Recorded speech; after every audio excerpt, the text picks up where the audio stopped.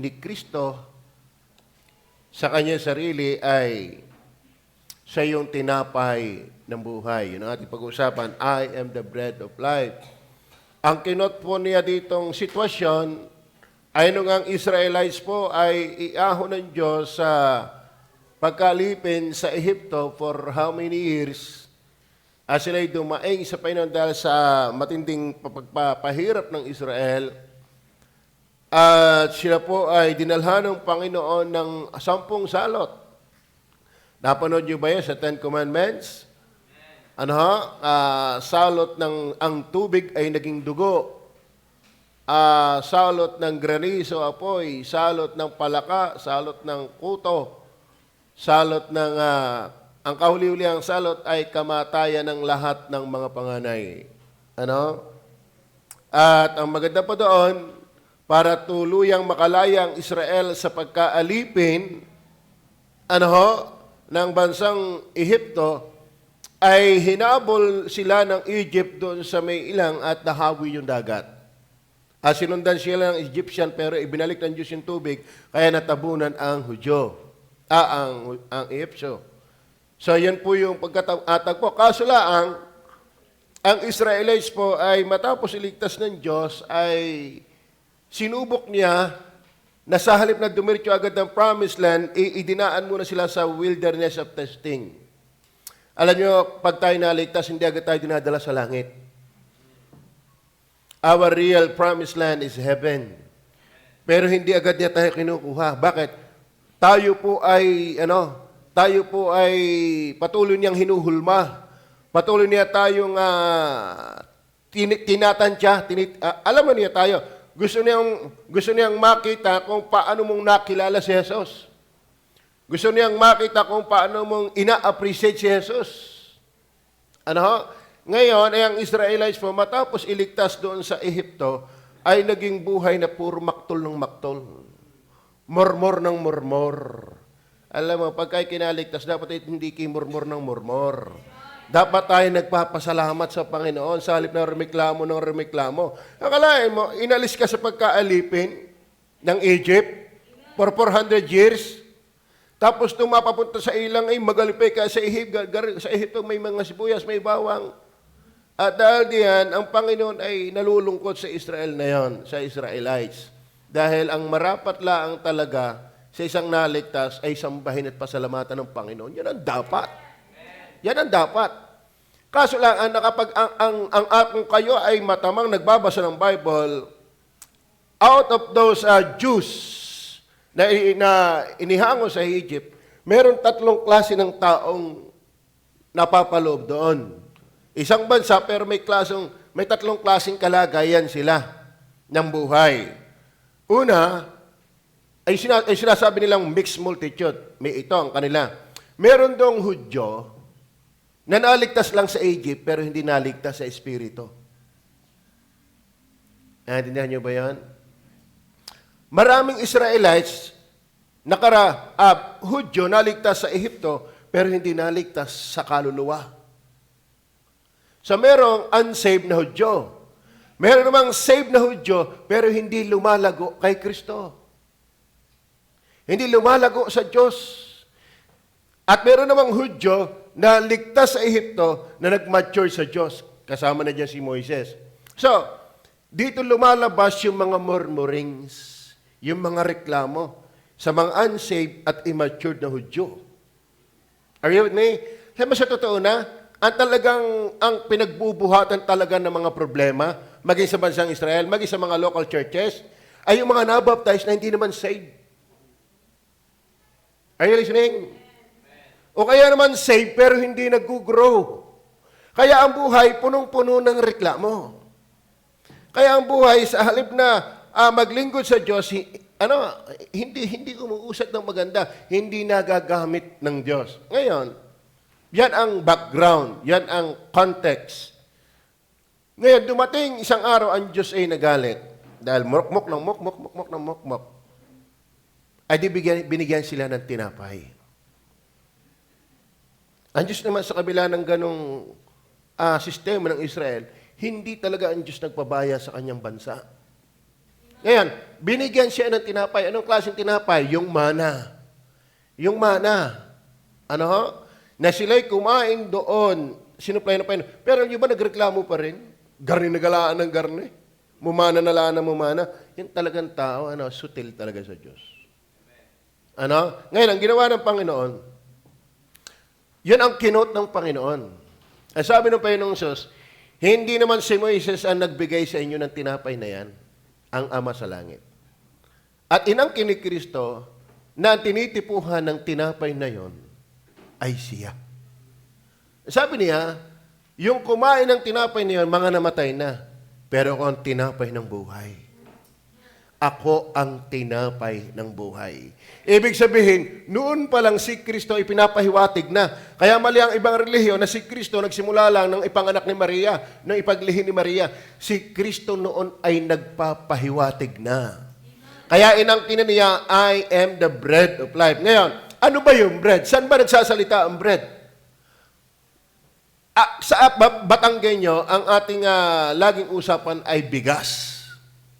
Mahirap mabuhay ng walang bigas. Sa Hudyo, hindi ganyan. Trigo. Tinapay. Yun ang kanilang sadyang kinasanayang pagkain. Ngayon, pag sinabing bread, ito'y tumutukoy sa kung walang bread, hindi ka mabubuhay. Kung wala kang bread, hindi ka lalakas. At kung wala kang bread, hindi ka masusustina, hindi ka mag-i-endure ng panghabang panahon. So, ibig sabihin, merong ipinahihiwatig si Kristo. Yung literal na tinapay, pag kinain mo yan, may hangganan yan. Mamamatay ka, manghihina ka pa rin, at hindi ka tatagal. Pero ako yung tinapay ng buhay. Ako yung tunay na tinapay ng buhay. So, aralin natin, bagaman no si Israel, literal na tinapay, mahalaga yung literal na tinapay. Kaya nga nagre-reklamo ang Hudyo doon sa ilang. Kasi dito ba kami dinala para kami patayin sa gutom? O di pinadalhan, ibig sabihin mahirap mabuhay na walang tinapay. Mind you, brethren, mahirap mabuhay nang walang Jesus. Mind you, ha? Kumain ka ng kumain ng tinapay sa lupang ito, hindi ka masisiyahan. Ang literal na tinapay ay may hangganan. Pero ang tunay na tinapay ng buhay, si Jesus, yan ang ating tunay na kailangan. Amen? Nagpakilala si Jesus, I am the bread of life. Ibig sabihin, siya yung tinapay ng buhay. Ngayon, una nating pupuntusin, ano ba ang tinutukoy diyan? Verse 26, tingnan po. Puntahan natin po ang verse 26. And Jesus said unto them, Jesus answered them and said, Verily, verily, I say unto you, ye seek me, not because you saw the miracles, but because you did eat of the loaves, and were filled. Kayo ka ay humahanap sa akin, hindi dahil kayo ay nakakita ng mirakulo, kundi kayo ay nakakain ng tinapay at nabusog. Yan ang gusto ng tao, mabusog. Tama? So, may mga tao naghahanap kay Jesus dahil ng tinapay. Dahil nabusog. Pero bilang siya yung tunay na tinapay na nagpupuno ng buhay, yun laang. Pag sa dating sa literal na pagkain, ang tao ay naghahanap. Pero pag si Jesus bilang spiritual na pagkain, hindi interesado. Amen? Ang tao po'y binubuo ng material, physical at spiritual. Kung paano tayo nangangailangan physical na tinapay, mas higit sa lahat nangangailangan ng iyong kaluluwa ng spiritual na tinapay. At ang sabi ni Jesus, I am the bread of life. Pero ang tao sumusunod sa Kanya dahil ng literal na tinapay. Okay, tingnan pa natin. Verse 27. Labor not for the meat which perisheth. Okay. Huwag lang kayong humanap ng tinapay ng pandesal na nako-consume, nauubos, naidumi. Kailangan yan, pero mas kailangan ninyo ikang hanapin, pag-interesan, yung tinapay na hindi nawawala. But for that meat which endureth unto everlasting life. Pag sinabi ni Jesus, I am the bread of life, tinutukoy niya, siya yung everlasting life. Amen? Opo. Kumain ka ng kumain ng tinapay, mamaya gutom ka uli. Amen? O, kumain ka ng kumain ng kanin, mamaya wala na uli. Pero si Jesus, ang tinapay na hindi ka na magugutom. Ano? Si Jesus ang tinapay na ang tagal ng bisa ay pang walang hanggan. Amen? Kaya sabi ni Jesus, I am the bread of life. Kung yung bread nagbibigay ng, yun ay buhay at nagbibigay ng lakas at nagsusustina ng buhay, pero yun ay hanggang nakain ka. Pero si Jesus, once lang nakainin. Ang sabi ko ng talata, balik ko rin na talata.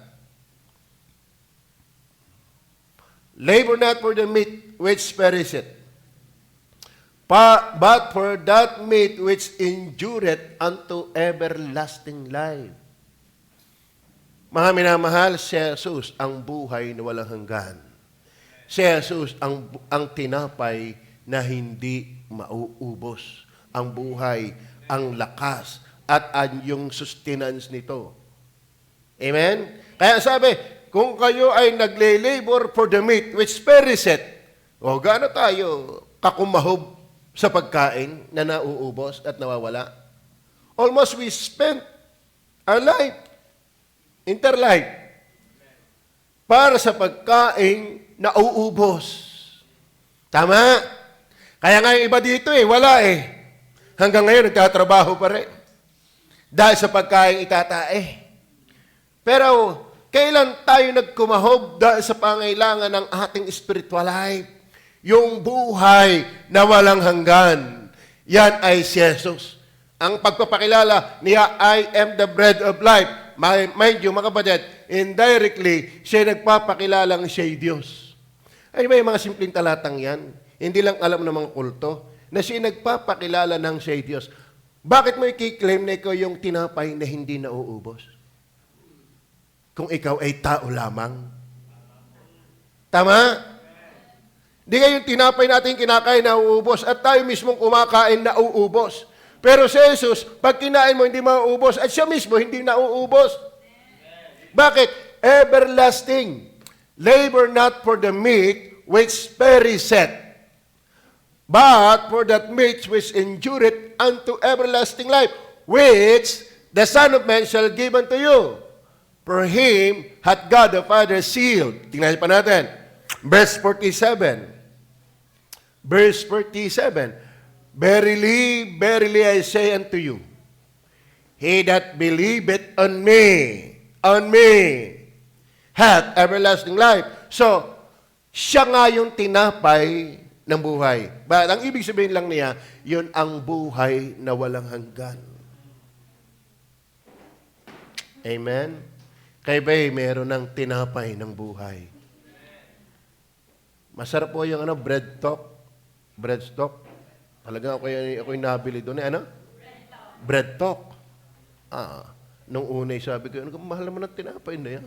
120. Gapula na ako. Abi, nung matikman ko ngayon, naimik nga. Nakailan akong bili doon Kasarap ng tinapay doon. Pero, ubos na. Kaya nga, kung nakailang balik na ubos na. Pero si Jesus, tinapay pa rin ang buhay hanggang ngayon. Amen?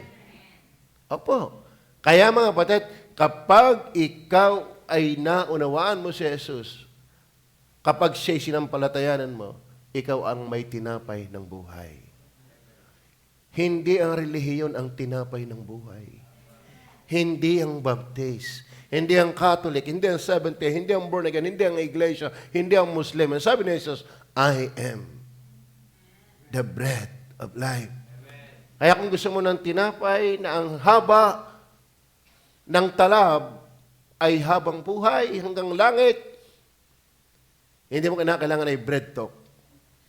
Hindi mo kailangan ay wet bread. Hindi mo kailangan ay simada. Hindi mo kailangan ay buns. Hindi mo kailangan ay ano ba yung mga tinapay na yan? Ang kailangan mo yung tunay na tinapay ng buhay, si Jesus. Amen? Kayo ba'y kumain ngayon? Ang iba, sanay ang almusal ay pandesal. Di ka?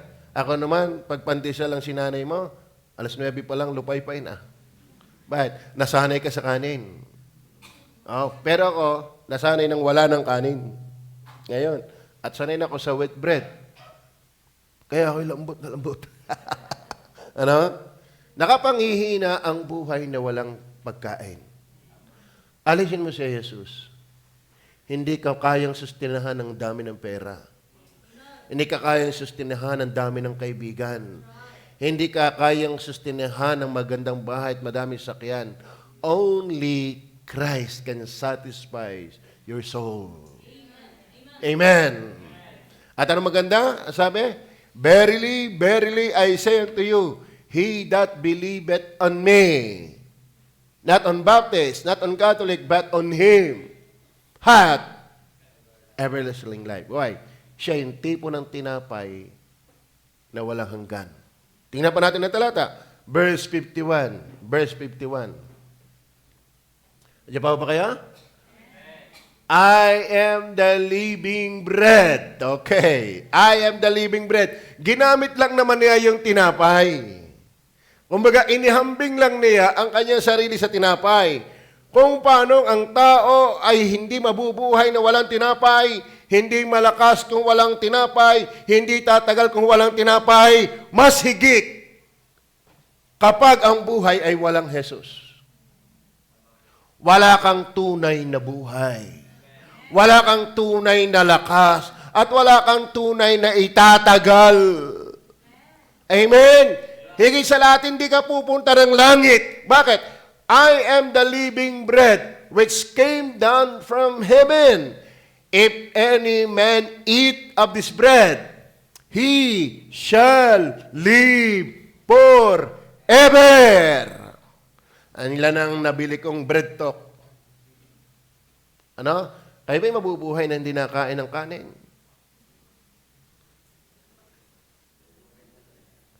Sino dito kumain ng almusal, ng kanin? Ngayon, halimbawa hindi kayo, magpapasting kayo 40 days and 40 nights. Alam mo ang Diyos, ang Panginoong Diyos, ang galing magturo, umaapila siya sa talagang madaling mahagip at yung talagang need ng tao. Kaya lang nakakalungkot, bakit ang tinapay gustong-gusto mo, bet si Kristo hindi? Are you with me?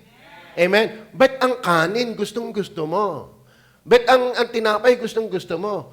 Pero bakit yung tunay na tinapay hindi ka interesado? Yan ang malaking problema. Amen. Mamaya, makikita natin ang taluytoy ng chapter 6. So, una, pag sinabing, I am the bread of life, that speaks about life. And the life of Christ is not temporal. Not for a moment, but everlasting life. So, pag sinabi ni Jesus, yes, kailangan mo yung tinapay na yan, pero yan ay isang araw, idudumi mo yan. Kaya nga may nakita si Malabanan. Ano? Kaya maganda yung business ni Malabanan eh. Dahil ng mga pandesal na yan, dahil ng mga kanin na yan, ang naikinabang si Malabanan. Bakit? Hindi kasi everlasting ang effect ng literal na bread. Are you with me? Hindi tumatagal ang buhay, hindi tumatagal ang lakas, hindi tumatagal yung sustenance. For a moment, temporary, for a short time. Kaya kung hindi ka kakain uli, mamatay ka. Pero salamat, pag si Jesus ang kinain mo. Amen. I am the living bread which came down from heaven. If any man eat, mamaya papansin natin yung eat na yan, he shall live forever. Ay, ang inay ko'y patay na eh. Ay, ang daming tinapay na kain. Nung abot ko pa malalaki pa ang bonete na binibili ng inay. Ngayon, ang bonete galit-lit na pag kinusumot mo, wala na. Kasi nasa butas ng ilong. Pagka kinusot mo, yung bonete ngayon, noon yung bonete malalaki talaga, pati yung pandesal. Inabot si Tarnora, di ka? Ma'am Ninang Chare, brother Ari, di ka? Ang bonete noon. Di ka, Kuya Marben? Ay, pero patay ng inay eh. Ay, kadaming buniting nakain. Bakit? Yun ang paborito niya eh. May barakong kape sa umaga. Tapos bunitit pandesal. Inabot ko yun. Pero wala na. Bakit? Hindi kaya magbigay ng walang hanggang lakas buhay ang bunete. Ang pandesal, ang simada, ang hopya, ang wheat bread. Lahat ng tinapay dito. At ngayon pa nakakalungkot, kapag hindi tunay na tinapay, kung bakit tayo allergetic, yan ay maraming nauuha tayo dyan. Kaso lang, wala na tayo na maiiwasang magpaka-extreme kang yung extreme kang medyo health conscious, wala ka nang safe na makakain ngayon. Wala na. Kung gusto mong safe, huwag ka na lang kumain. Talaga ang buhay ganito. Kaya nga kailangan mo yung tunay na bread. Jesus Christ. Ang inay ko wala na. Halimbawa, hindi tayo sanay sa tinapay, sanay tayo sa kanin. Ay, ang dami ding nakain ng inay. Pero wala eh. Whether you like it or not, dumami ka ng tinapay at bigas, may hantungan ang tinapay ng lupa. Ang buhay na ibinibigay ng tinapay ng lupa, ng bigas, may hantungan. Pero si Jesus, sabi niya, I am the living bread, which came down from heaven. If any man eat of this bread, he shall live forever. Salamat naman ang inay, bago namatay sa kakakain din ng buniti at ng ay nakakain din ng tunay na tinapay na buhay.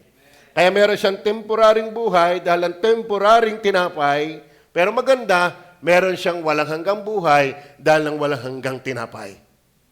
Ay, maraming tao, hanggang temporaring tinapay lang ang kinakain. Ang maganda sana'y makain mo rin yung walang hanggang tinapay. Sino yan? Sabi ni Jesus, I am the bread of life. Not only everlasting life, pag sinabing I am the bread of life, tingnan din po naman natin yung punto. Ano ba yung ibig sabihin siya'y tinapay? Paano ko siya makakain? Siyempre, hindi ko natatanungin sa inyo pagka sinabing tinapay na literal, hindi ko nasasabihin kung paano makakain. No need to explain. Amen? Tama? Ipapaliwanag pa ba kung paano kainin yung literal na tinapay? Kaso lang, nakakalungkot, maraming tao hindi alam kainin ang tunay na tinapay. Amen? Tama ba? Verse 26-27, balik ulit tayo. Jesus answered them and said, Verily, verily, I say unto you, ye seek me, not because you saw the miracles, but because you did eat of the loaves and were filled. Tingnan nyo ha, hindi mo ako hinahanap dahil milagro, kundi kayo nakakain ng tinapay. Kita mo ha, ang Panginoon pala pabrika ng tinapay. Pero, hinahanap nila ay yung literal na tinapay. Yung pinakain ng Panginoon sa tinan nyo, ha? Ang tao ay interesado din kay Jesus, pero dahil sa material na bagay. Nakakalungkot, yan lang ang hanap ng maraming tao sa Panginoon Jesus. Ay, makasimbat, baka hiyangin. Doon pa na may panay ang numero, ay di matayan. Baka, magaling na yung nagbabaka sakali kaysa wala. O, ganyan ang tao. Ang hanap sa Diyos, puro physical at material na kapakanyabangan lamang. Kaya si Jesus ay umapila. Alam nyo, ang maganda niyong hanapin, ang inyong itrabahuhin, ay yung tinapay na hindi napapanis. Yung tinapay na tumatagal sa walang hanggan, ako yun. Kung interesado kayo sa pagkain panglupa lamang, mas dapat interesado kayo sa akin mismo. Hindi sa akin ibinigay, kundi sa akin mismo. Ang tao ay interesado sa ibinibigay ni Jesus, pero hindi mismo sa Kanya. Yan ang malaking problema. Nako. Ay saan unbeliever lang ang gayon? Kung ikaw na may baptist ng matagal at gayon ka pa rin, nakakaduda ka. Verse 27, tingnan niyo po ang sabi.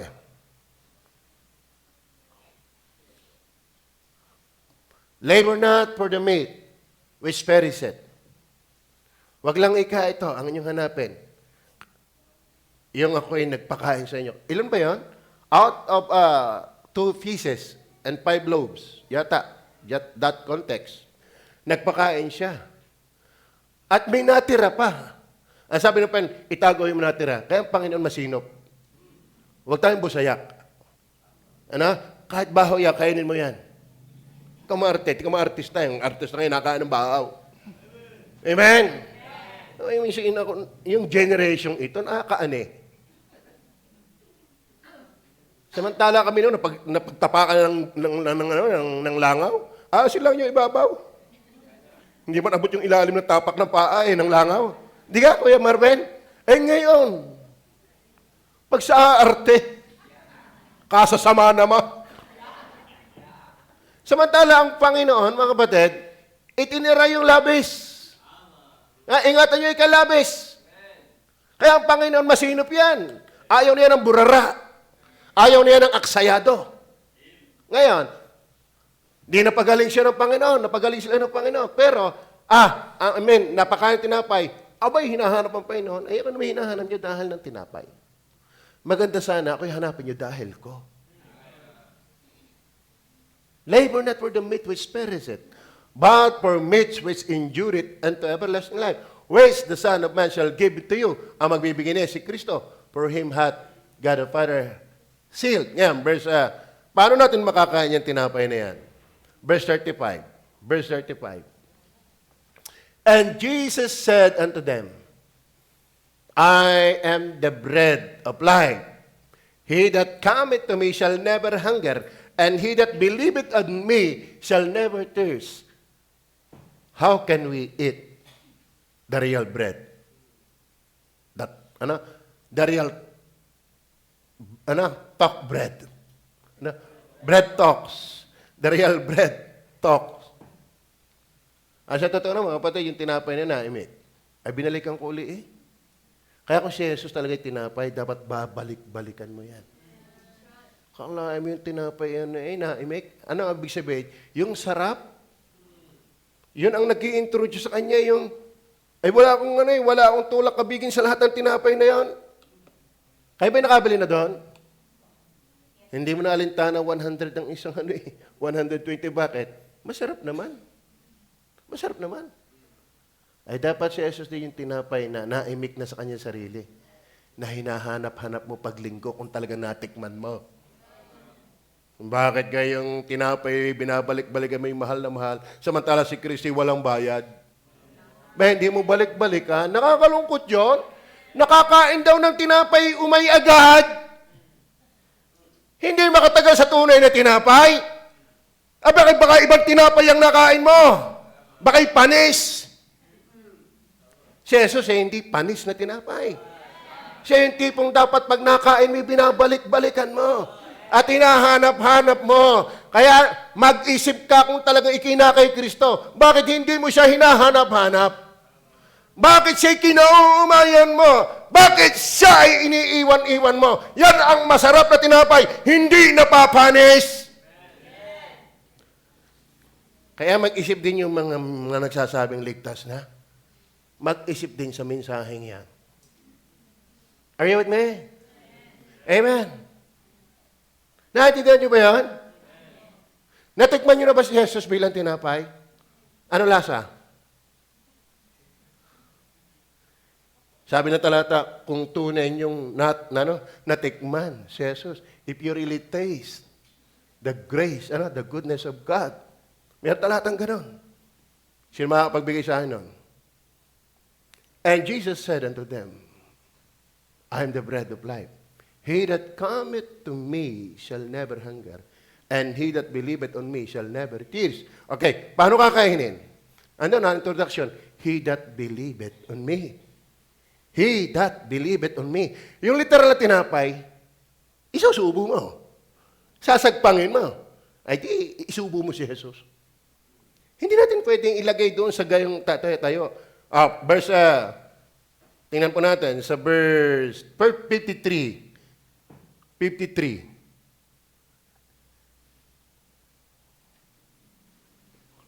Verse 47 muna. Verse 47. I'm sorry. Verily, verily, I say unto you, he that believeth. So number 2, not only everlasting life, pag sinasabing bread, paano kainin? Eat by faith. Ang tinapay na ito ay kinakain mo sa magitan ng pananampalataya. Amen. Inihambing lang ni Jesus na siya tinapay.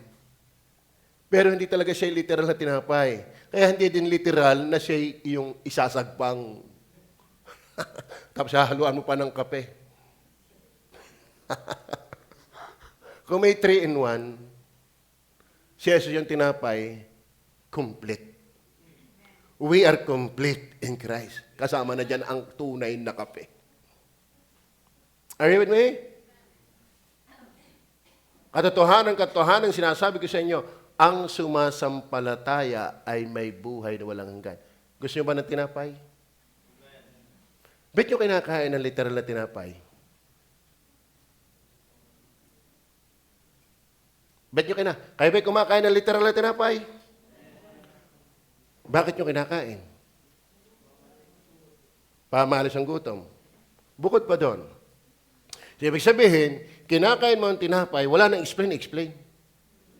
Wala nang tsuri-tsuri. Wala nang research ng dictionary. Bakit? Instinct yun. You need bread. But ayaw mo ng tinapay ng buhay. Patay ka kasi. Yan ang problema pa ng tao. Amen? Amen. Faith. Saka, ang literal, kung bakit ka nakakain ng tinapay, bukod sa wala na explanation, naniniwala ka talaga sa tinapay na yan. Yan ay kailangan mo. Kasi kung hindi mo kailangan yan, hindi mo kakainin. Verse 53 to 57. Tingnan po natin. Bilisan, sana matapos ka. Then Jesus said unto them, Verily, verily I say unto you, except ye eat the flesh of the Son of Man, and drink His blood, ye have no life in you. Maliban na ikang kainin mo ang tinapay. No? Then Jesus said unto them, Verily, verily I say unto you, except ye eat the flesh of the Son of Man.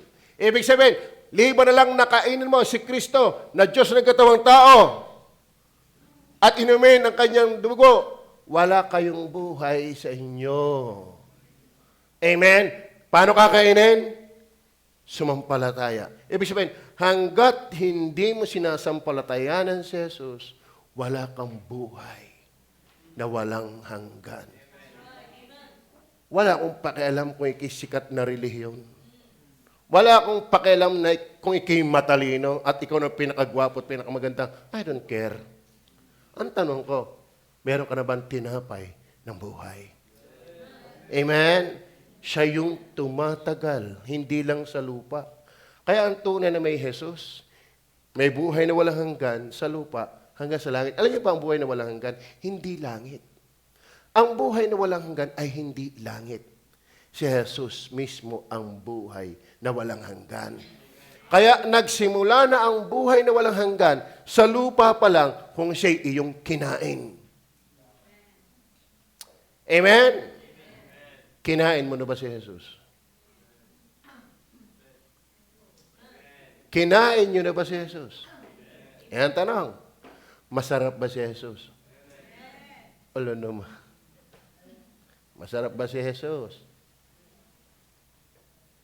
Masarap ba si Jesus? Ako hindi nakain ng lumi. Hindi ako mahilig yan. Gisado ako. Pero nakailang balik na ako sa kwatogs ng lipa. Bakit? Ay, nasarapan ako eh. Kaya ako'y nabalik doon sa kwatogs ng lipa, ay nasarapan ako eh. Be, ikaw yung nagsasabi mo, natikman mo si Jesus, ba't ikaw ay...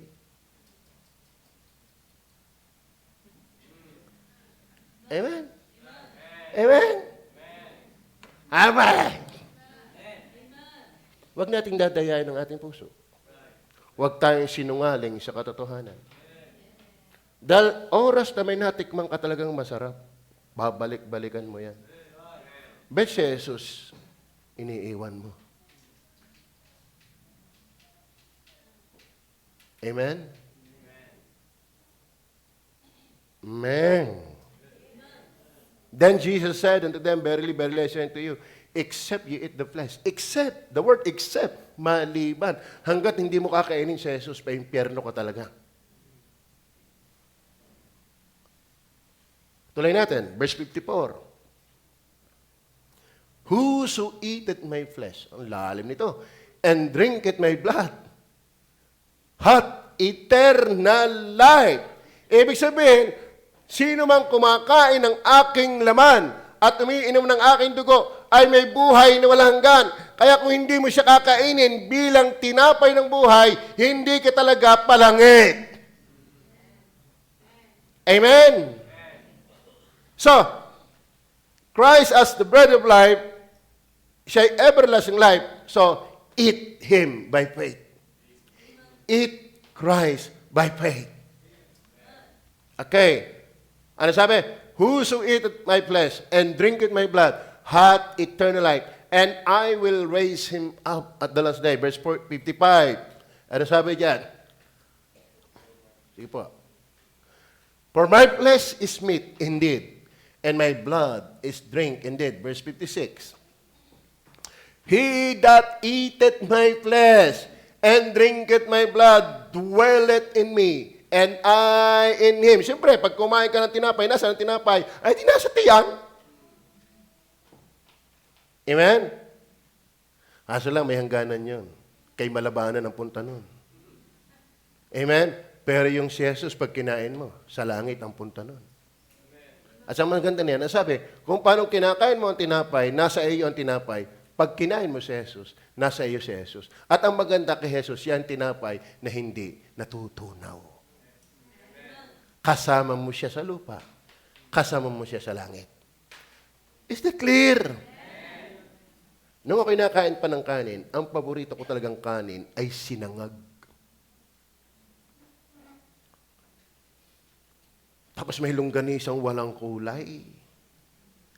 Talaga namang mapapagtirisan. Ang sarap kumain ng sinangag. Tapos may kaping mainit. Parang gutom na kayo Tanyo, pag pinag-uusapan natin literal na tinapay, nagugutom kayo. Kailan kayo nagutom kay Jesus? Yun ang nakakalungkot. Maraming baptist, busog na agad, di pa naman nakain.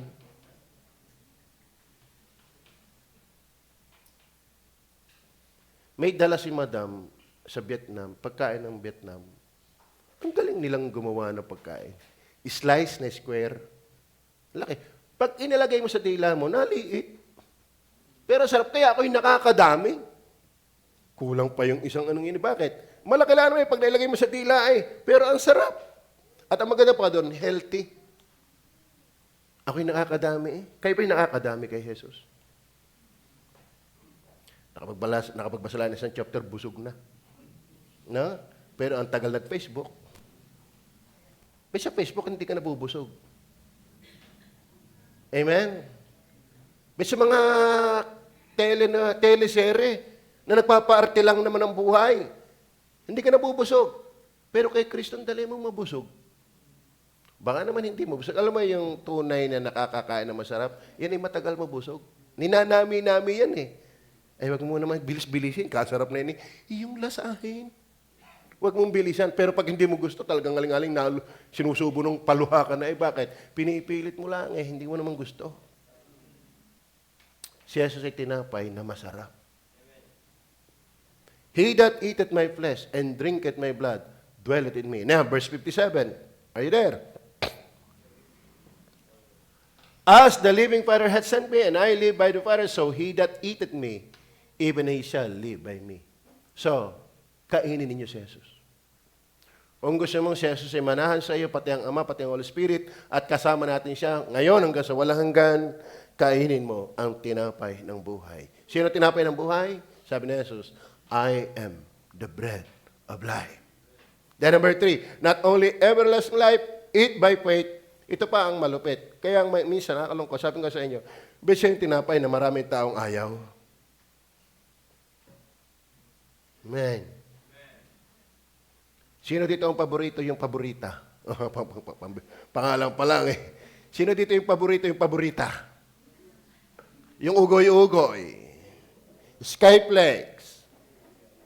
Hindi nga, paborito niyan. Meron kayang sasarapan tinapay sa Panginoong Hesus? Amen? May sasarap pa kayang tinapay sa Panginoong Hesus? Pero bakit ayaw ng tao? Abay, nagtsatsaga sa ugoy-ugoy eh. Pero parang isang tao, andyan yung dagat, abay, nagtsatsaga maligo sa lubluban ng kalabaw. Ay, kaganda-ganda ng dagat, doon nagtsatsaga sa lubluban ng kalabaw. Ano problema na yun? Ang masama, ang ganda pa nito, ang daming mga Wilkins, ang daming mga purified water. Abay, gusto pa'y sumalok sa kanal eh. At mas maganda doon kasama mga kitikiti. Ganyan ang tao. Pinakamasarap si Jesus, pero nagtsatsaga sa kasalanan. Bakit? Tingnan po natin ang dahilan. Verse 36 and 37. Andiyan pa ba kaya? But I said unto you, that ye also have seen me, and believe not. Ako yung tinapay, pero ayaw mong kainin. Amen? Sa tagal ko nang nangangaral, mapalad yung nakakain. Hindi ito pagalingan ng aral eh. Dahil wala tayong inubra kay Kristo, hindi pa rin siya kinain. Alam mo, kung pagalingan lang ng pagtuturo, wala hong napahamak sa panahon ni Jesus Christ. Bagay sa panahon ng apostoles, ang gagaling nila mga aral. Bakit? Talagang ang Holy Spirit ay literal at saka obvious na pumupuspos sa kanila. Ay hindi rin lahat naligtas. Kaya maligtas ay biyaya. But I said unto you, that ye also have seen me, and believe not, verse 37. Oh, that the Father giveth me shall come to me. Yan ang problema. And him that cometh to me, I will in no wise cast out. Tama naman, hindi ipagtatabuyan ni Kristo yung lumalapit sa Kanya. Pero hindi yan lalapit kung hindi muna Ama ang maglalapit. Ayun, pantatlo, hindi nakakapagtaka. Bakit? Sabi ni Jesus sa verse 36, sinabi ko na, nakita nyo na ako, but ye believe not, kasi hindi mo kaya. And number 3, not only everlasting life, it by faith, enabled. Number 3, enabled. For us to be able to believe Christ, to eat Christ as the living bread, the real bread, the bread talks, the real bread talks, we need the help of the Father. Why? Tayo ay magtsatsaga sa panis na pandesal kaysa tunay na tinapay ng buhay kung wala ang biyaya ng pagkilos ng Diyos. Sa totoo na. Kaya pag-pray natin every preachings behind this pulpit. Dahil hindi ito pagalingan ng pangangaral. Kailangan din nating magaling mangaral, pero huwag kang magre-rely dyan. Apart from divine enablement, from the powerful quickening work of the Holy Spirit, nakita na nga nila sila mismo, ang tinapay ng buhay, hindi rin nanampalataya. Bakit? Walang makalalapit sa anak kung hindi ilalapit mismo muna ng Ama. Naintindihan nyo ba yan? Kayo ba'y nailapit na? Kayo ba'y nailapit na? Abay, huwag kayong lalayo. Ang ganda ng pinaglapitan sa atin. Pag kinanonood ng PBA, napapwisto ko sa unahan. Abay, tinitis mo ang ihi, wag lang may humalili sa'yo. No kayo magmamadyong pa. Magmamadyong pa. Tinitis ko ng cherry ang ihi. Kahit gutom, bakit? Pag ako'y umalis, check may uupo na doon. May uupo na doon. At pag nakaupo, may umupo na doon, hindi na uli ang makakalaro. Bet tayo nakaupo na sa presensya ni Kristo, gusto mo pa lumayo. Nailapit ka na, halimbang hindi lahat ay makakalapit kay Jesus. Mind you, hindi ang bawat nagsasabi sa akin, Panginoon, Panginoon, ay papasok sa kaharian ng langit. At marami nagsasabi sa akin sa panahon na yon, hindi pa sa pangalan mo kami nagsipanghula. At sa pangalan mo kami nagpalayas ng demonyo. At sa pangalan mo kami gumawa, dakilang gawa. Pero sabi ni Jesus, lumayo kayo saan kayo mga magagawa ng katampalasanan. Kaya mga kapatid, kung totoong inilapit kayo ng Ama kay Kristo, ay guna-gunahe. Appreciate that truth. Hindi ito mababaw. Hindi ito simple. Walang makalalapit sa anak, kundi ilapit ang Ama. Ngayon kung tunay kang inilapit na, bit palis-alis ka pa. Samantala yung iba hindi pwedeng ilapit, ikaw yung nailapit. Ang sabi ko inilapit, hindi magkapit ang mata. Amen. Verse 44. Tingnan po natin. No man can come to me, Jesus Christ, except the Father which hath sent me through him, and I will raise him up at the last day. Mga kapatid, kaya pala kitang-kita nila yung bread of life. Nagmilagro, pero kaya hinahanap si Kristo dahil ang tinapay. Hindi pa rin dahil ni Kristo nagmimilagro. Are you with me? Kaya mga kapatid, for us to be able to come and to eat that bread of life, that living bread, we need the Father. Amen? Kaya hindi pa rin lakas mo, kundi Diyos na naglapit sa iyo. Para patunayan pa natin, ayaw nila ng ganyan turo. Ay, di ayaw mo sa Bible. Kung ang dami-dami pamimilipit niya ni Flowers. Ang context doon ay Hudyo. But, yung ang Hudyo, hindi makalapit, di lalo tayong hintin. Tama ba? Yung Hudyo nga tinanggihan yung Misaya. Ay, ikaw pa naman kung hindi kumilos ang Holy Spirit sa iyo. Hindi mo nga alam ang kultura ng Israel.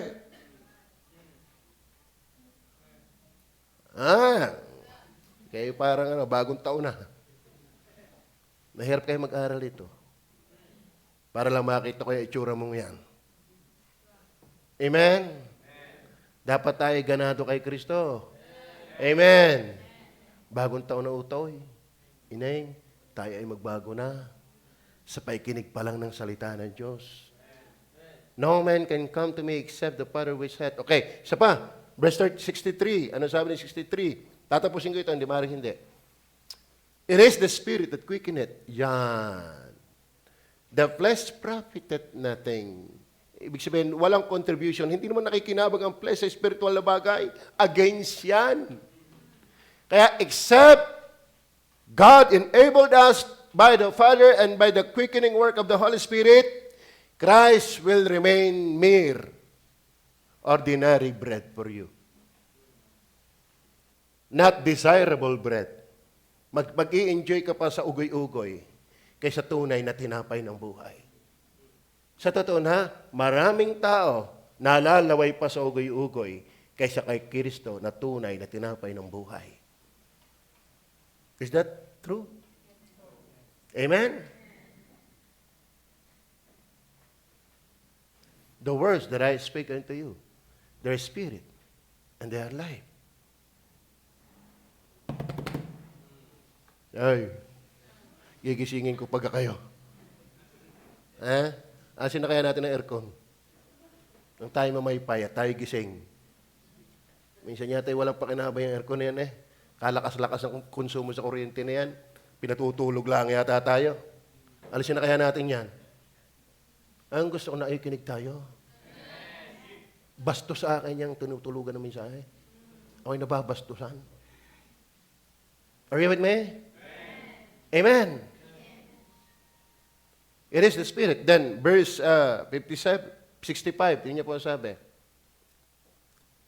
And he said, therefore said I unto you, that no man can come unto me, except it were given unto him by the Father. So, number one, everlasting life, ang bread. Pero yung bread niyan, hindi mo kayang kainin. Kakainin mo yan by faith. Pero hindi mo kaya siyang kainin by faith unless nandiyan ang Holy Spirit, nandiyan ang Father na maglalapit sa iyo.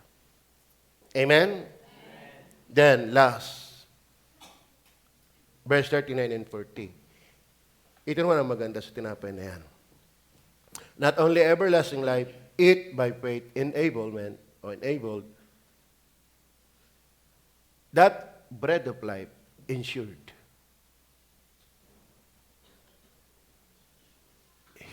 This bread will ensure us. Kaya kami, nakakada ng prayer and fasting, nakakapanghi natin talaga. Hindi mo lang namamalaya yan na ikay mahina dahil ng mga preaching. Kasi nag-enjoy ka sa preachings eh. Pero pag natapos na yung mga preachings, ramdam mo yung hindi ka kumain, nakakalambot. Amen? Pero pag ikikumain, hindi ka magbabaka sakaling ikisumigla. Lumakas. Tiyak na pag ikikumain, sumigla uli. Pag ikikumain, tiyak na lumakas uli. Kaya kapag ikitunay na kumain kay Jesus, hindi baka ikipalangit. Sinisiguro ng tinapay na ito na kapag iki talagang nakakain, ikaw ay may buhay na walang hanggan. Bakit? Ang kinain mo hindi naman bread talk eh. Hindi naman ugoy-ugoy ang kinain mo eh. Ang kinain mo walang hanggang tinapay. Kaya naman, kung paano ang ugoy-ugoy, temporary, di temporary din ang bigay na lakas. Kung paano ang simada ay temporary ang bigay na lakas, di temporary. Pero si Kristo, pag kinain mo, hindi temporary ang buhay. Tingnan po ang verse 39 and 40 and 47. Isama natin. And this is the Father's will which hath sent me, that of all which He hath given me, I should lose nothing. Mga kapatid, kapag ikitalagay kumain kay Kristo, hindi ka na mawawala. Amen. Kaya yung relihiyon, nananampalataya daw kay Kristo, hindi mo nakakatiyak ng langit, fake yun. Dahil ang tunay na kumain ng tinapay na hindi napapanis, ay di hindi rin mapapanis. Amen. Ang kumain ng tinapay na everlasting, ang effect niyan, everlasting. Kaya ang sabi ng Bible, that of all which He hath given me, I should lose nothing. Ensured. Out of that bread, eat that bread, and you will be ensured. But should raise it up again at the last day. Kung mamatay man itong katawan natin ito, sa halagang mamamatay naman niya. Pero ginagarantiya pa rin ang talab ng tinapay na walang hanggan. Bubuhayin yan. Dahil ang tinapay natin hindi tumatalab lang sa kaluluwa, pati sa katawan. Eh, tinapay natin hanggang katawan lang pero hindi sa kaluluwa. Pero si Kristo iba. Mula kaluluwa, espiritu, hanggang katawan. Pero yung literal na pagkain, katawan lang, hindi umaabot sa kaluluwa. Alin ang gusto mong tinapay? Pero ayaw mo pa rin tinapay ni Jesus eh. Ngayon, ikaw naman nakakain ng kay Kristo Jesus. Babalik-balikan mo yan. Amen? Amen. Ayaw lumago kay Kristo. Si Kristo ay hindi nakakaumay.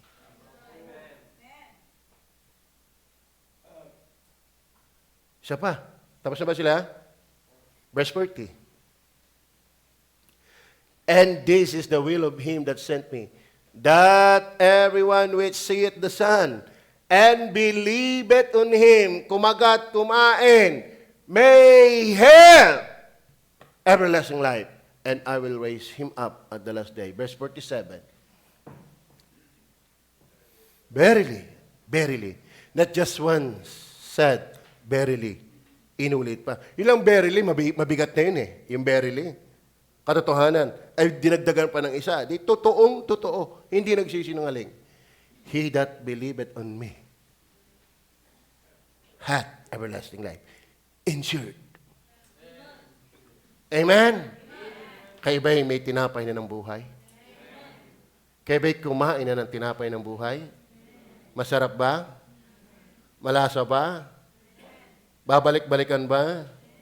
Nakakagalak ba? May pag-asa ba? Ay, yung kinain yung bread talk. Ang masama pa niyon, ang mahal. Masarap nga ang mahal.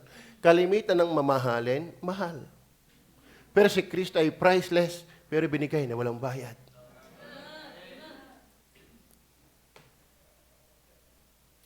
Kabuti ng Panginoon sa mga taong nakakilala sa Kanya. Naintindihan ba natin? Mga bisita, naintindihan ba natin? Kakainin niyo ba si Jesus? Pag nasa inasal, nakapila pa lang, lalaway-laway na. Akin yung legs, talagang nangangatalay paghawak. Kumbaga, gigil na gigil, laway na laway. Pero si Jesus, marami pa naman panahon, saka na lang. Kasi patay ka eh. Bulag ka eh. Kaya kayo na kay Jesus, worship Him. Bless Him. Serve Him. Siya yung hindi na-expired, hindi nabubulok na tinapay, tumatagal hanggang sa walang hanggang buhay. Sabi mga bisita, kainin mo si Jesus. Sa inyong mga kumain na, enjoy that bread. Tayo mag-pray. Panginoon Diyos, sa langit, salamat po